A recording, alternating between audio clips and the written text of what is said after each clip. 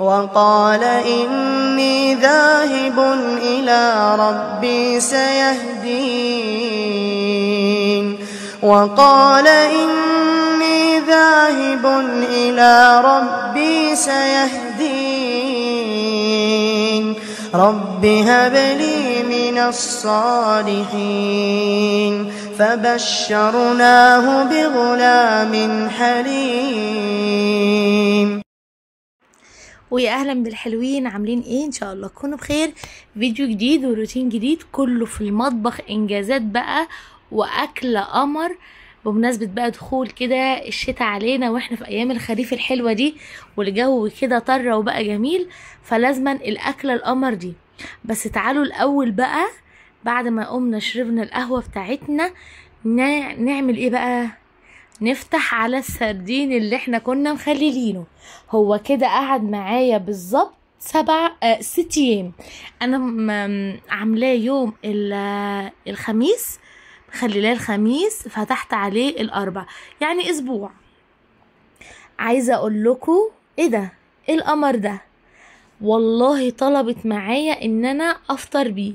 انا مامتي ربنا يبارك لها في صحتها وفي عمرها يا رب، عندي منوراني، فملهاش نفس بقى تفطر بقى ايه اي حاجه، ولا جبن ولا فول ولا الكلام ده. فقلت لها خلاص انا كده كده هتجنن وافتح على السردين علشان اشوف التخليل بتاعه عامل ايه.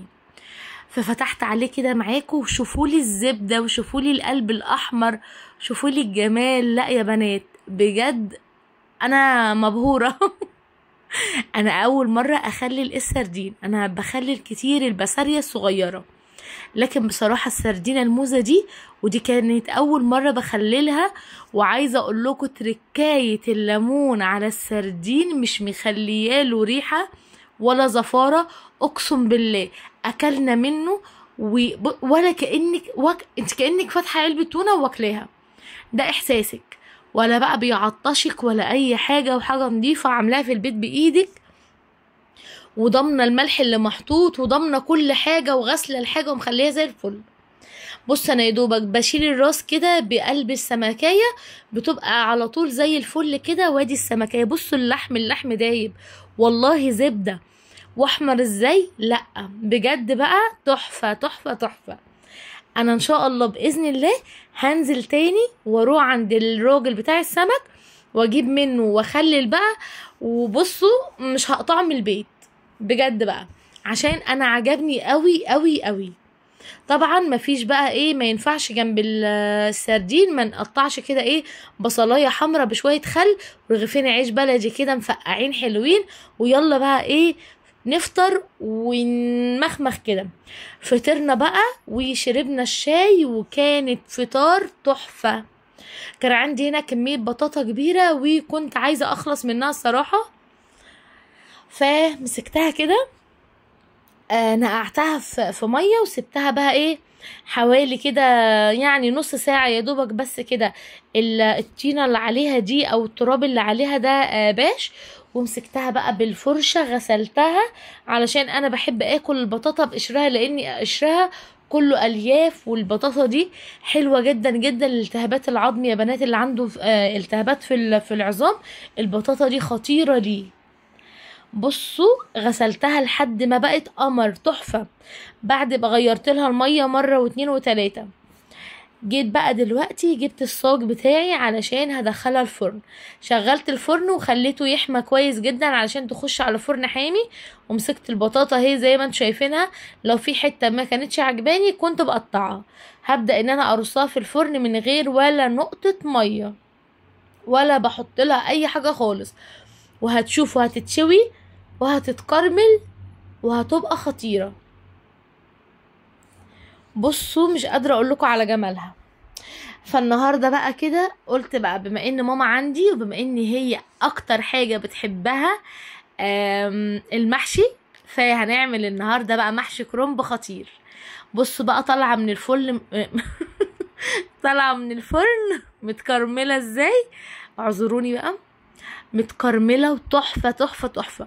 الكمية دي حتى لو هي كبيرة عندك في علبة وتحطيها في التلاجة، تطلعي بقى منها كده تاكلي انت والولاد حاجة حلوة صحية من غير ولا نقطة سكر ومن غير ولا نقطة زيت، وجميلة. البطاطا حلوة قوي. هفضيها بقى اهو في العلبة وادخلها بقى ايه الفرن.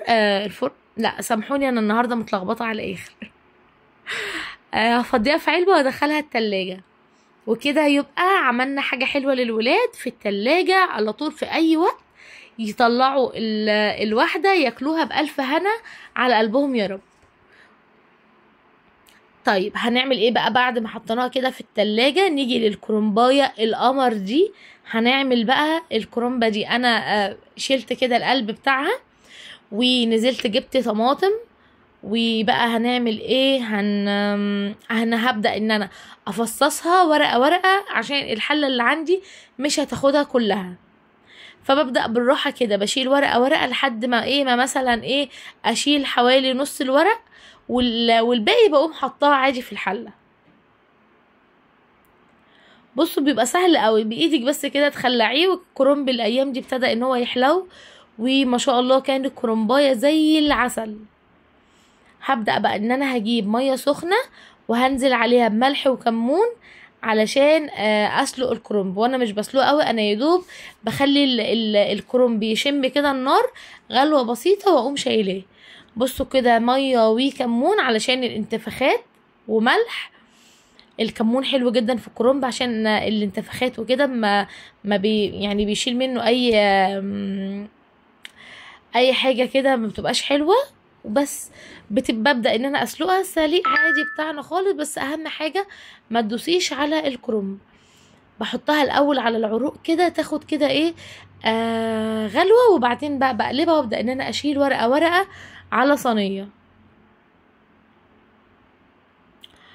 الفيديو بقى النهاردة كده عايزاكم كده تشجعوني باللايكات الكتيرة وكمان الكومنتات الحلوة. وحابة من هنا ابعت احلى تحية لطنط ام احمد. طنط ام احمد دي هي لسه متابعة جديدة للقناة، بس قد ايه هي حد كده، ربنا يبارك لها يا رب على الكلام الحلو اللي بتدهوني وعلى الطاقة اللي هي بتدهاني في الكومنتات، بتخليني عايزة اقوم اصور حتى لو مفيش حاجة اصورها، لا انا هخترع لهم حاجة اصورها من كلامها الحلو ده، عشان كل ما انزل فيديو يعني اشوف كومنتاتها واشوف كومنتاتكم كلها القمر. شكرا جدا ليكم. ويا ريت بقى نشير القناه كده لاصحابنا، ده طبعا بعد اذنكم، ولايكات بقى حلوه كده، وان شاء الله باذن الله القناه تكبر بيكم باذن الله يا حبايبي. طبعا ماما هي ربنا يديها الصحه يا رب، انا يا دوبك سلقت الكرنب واديته لها، وهي قالت لي لا هاتي لي بقى وانا قاعده هنا كده، انا هقطعه وانتي مثلا سبكي وشوفي اللي وراكي. وهي قاعده كده قالت لي وانا قاعده كده انا هقطع واظبط لك الكرنب. ربنا يدي الصحه لامهاتنا جميعا يا رب، ويبارك لنا في عمرهم وما يحرمناش منهم ابدا يا رب. بص بقى طبعا ما فيش زي ماما طبعا. كل الامهات بتاعتنا ربنا يبارك لهم كده بيعملوا الحاجه، يعني مهما نعمل والله مش بنعمل بالاحترافيه بتاعتهم دي. دخلت انا بقى على المطبخ وسبت ماما هي تقطع الكرنبه وتظبطها، وجبت كميه البصل. ولما باجي بقطع بصل لازم يبقى كده معايا كده كيسه اطلع فيها القشر البصل على طول، بحيث ان انا ما بهدلش الدنيا عندي. بصوا بقى اطلع بقى اقشر كده البصل. ويا بنات لو في اي حاجه تلاقيها اللون اسود كده على قشره البصل، يا ريت نتخلص من القشره كلها، علشان الماده دي والله اعلم بس انا سمعت ان هي مسرطنه، فنبعد كده عن الماده اللي هي السودة، تحسوها بتبقى عامله زي الهباب الاسود كده، فنبعد عنها خالص الماده دي كده، ونشيل القشره. حتى لو القشره كبيره وحلوه وشكلها حلو يعني عادي شيلوها، علشان مهما نغسل الماده السودة دي برضو ما بتروحش. معايا هنا كميه البصل، وفي الكبه بقى هبدا ان انا افرمهم فرمه خشنه كاني مقطعاهم بالسكينه بالظبط. بصوا ضربه 2 خلاص انا كده ضربت البصل واخدت الفرمه اللي انا عايزاها. بصوا البصل ما جابش ميته وبقى جميل. طيب طبعا انتوا عارفين المحشي يعني تسبيكه محشي حلوه كده، فانا بقى ماما كانت جايبالي معاها كده دهن عشان خاطر هنسيحه، فاخدت منه كده حته وبقى ايه مسكتها كده بايدي وهي متلجة بالسكينة كده، كأني ببشرها، بس قطعتها قطع صغيرة خالص علشان هي دي اللي هتدي بقى ايه للتسبيكة الطعم الحلو. وهبدأ ان انا اسيبها على النار من غير اي حاجة خالص لحد ما بقى ايه ما تسيح بقى وتنزل منها كل السمنة الحلوة بتاعتها دي، واقوم نازله عليها بحبه كده بقى من الزيت، واسيبهم بقى ايه اسيب الدهن ده لحد لما يحمر خالص كده، وهتشوفوه يبقى عامل ازاي. بصوا ما شاء الله، مش قادره اوصف لكم ريحته وجماله بصراحه. هو اصلا الدهن ده بيسلي خالص كده في على النار، وبيبقى تحفه، بيبقى عامل زي القشيم كده، وخلاص بيطلع كل ايه الماده الدهنيه اللي فيه. بنزل بقى بكمية البصل بتاعتي اهو. البصل ما جابش ميته علشان ما يخليليش طعم التسبيكة وحشة، لا إيه لو عملتيه في الكبة اجرشيه بس ايه جرشتين كده. ومكان الكبة بقى قمت برضو جايبة الطماطم بتاعتي، وهبدأ ان انا افرمها كويس جدا، وهنزل على الطماطم بقرن فلفل حامي كده احمر علشان يدي نكهة وطعم حلو للمحشي. بس هنزل بقى بالطماطم واسيبها بقى تتسبك حلو كده مع بعض لحد ما تديني بقى التسبيكه التقيله الحلوه اللي احنا هنظبط بيها الحشوه. بس اول ما بنزل بالطماطم كده بجيب رشه من السكر علشان اعادل حموضه الطماطم، ودي حاجه ضروريه جدا. رشه من السكر كده بضيفها عليها بتعادلك حموضه الطماطم وبتبقى حلوه قوي. بصوا رشة بسيطة يعني حوالي ايه ربع معلقة صغيرة بس.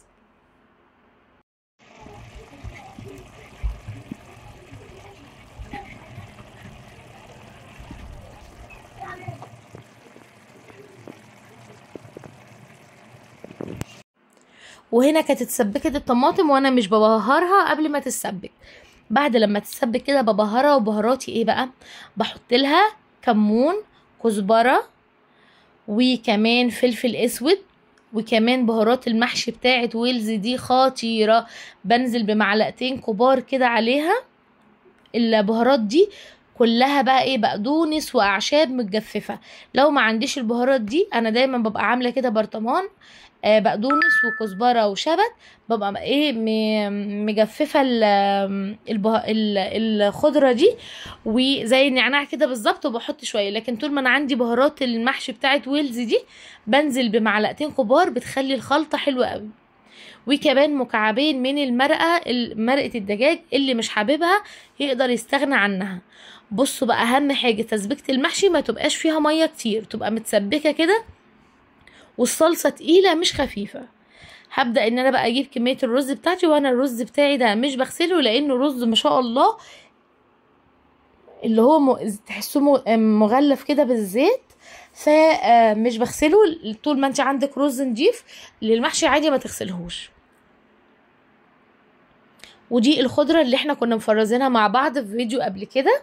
بصوا ما شاء الله على لونها وجمالها، بصوا لونها اخضر كأنك بجد لسه عاملاها فريش مش متفرزة خالص. بس ببدأ ان انا بقى افك الخضرة كده كويس جدا بالمعلقة كده في البولة، وهنزل عليها بقى بالصلصة. وطبعا انتوا كمان اشطر مني يعني في الحاجات دي، انا بس ايه بشارك معاكم يومي والحاجات اللي عملتها. بصوا ما شاء الله. طيب مين بقى حبايبي، مين اللي ايه اللي سمع الفيديو اللي فات يعني ابتدى ان هو يأهل نفسه كده ويقرأ شوية في المصحف؟ مش احنا قلنا نشجع بعض كده ونقول لبعض في الكومنتات؟ فياريت اللي عمل اي عادة دينية لنفسه قبل رمضان كده يقولها لنا ونشجع بعض بيها، علشان كلنا بنتشجع.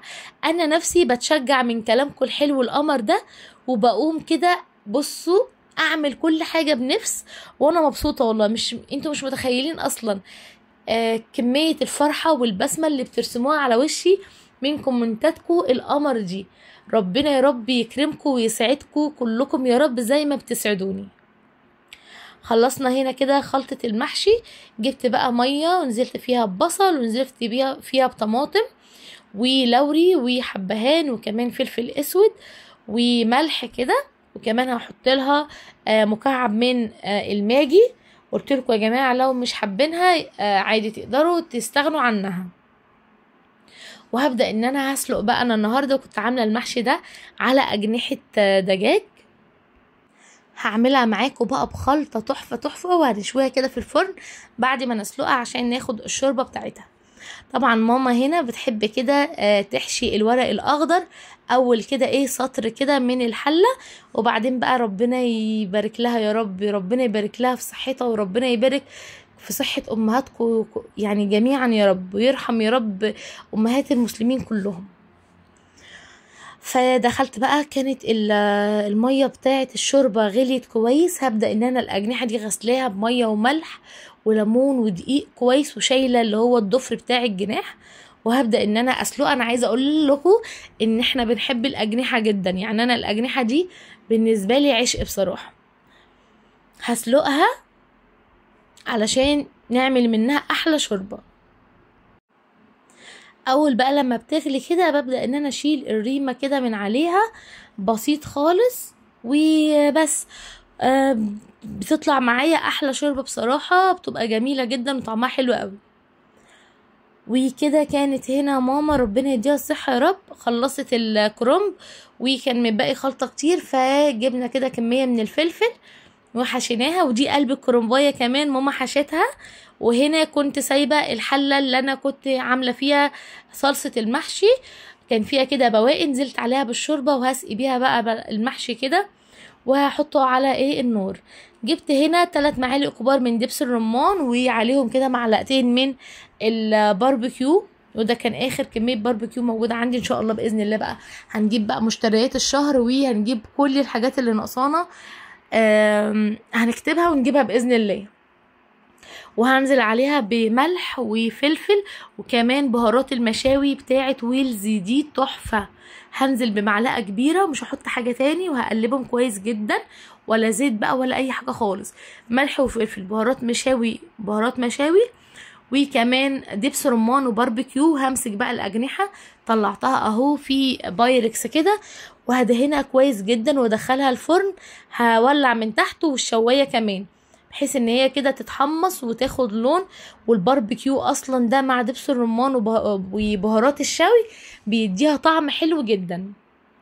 تقدري تعملي ده حتى لو انت عامله اوراق، تعمليها بالطريقه دي تبقى تحفه يا بنات.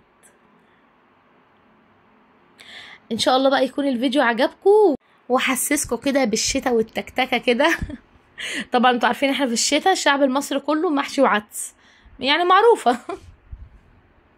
بصوا بدهن بقى الفراخ كويس جدا كده، وبدخلها بقى الفرن علشان تبدأ ان هي ايه تتشوي حلو قوي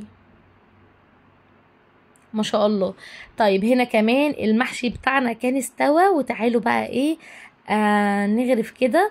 طبعا بقى ايه المحشي مش عايز غير هزة حلوة للحلة وصينية، وتبدأي ان انت تنزليه نزلة المحشي دي في القلب، في القلب كده. واللي وصل لحد هنا في الفيديو يا ريت ينزل في الكومنتات ويصلي على الرسول. اللهم صل وسلم وبارك على سيدنا محمد وعلى اله وصحبه اجمعين. صلوا عليه يا بنات. نصلي كده على الرسول في الكومنتات. اللي وصل للدقيقه 18 كده معانا يصلي على النبي. وشكرا جدا لمشاهدتكم الفيديو، وكمان شكرا جدا لمتابعين القناه. وباذن الله الفيديو يعجبكم والقناه تعجبكم وابقى عند حسن ظنكم. واللي محتاج اي وصفه او محتاج اي فيديو يبعت لي وانا هعمله له. طلعنا بقى اهو الاجنحه من الفرن، وشوفوا لي بقى جمالها وحلاوتها تفتح النفس وتتاكل حابب بصراحه. بس هسيبكم بقى واشوفكم باذن الله في فيديو جديد وروتين جديد، والسلام عليكم ورحمه الله وبركاته.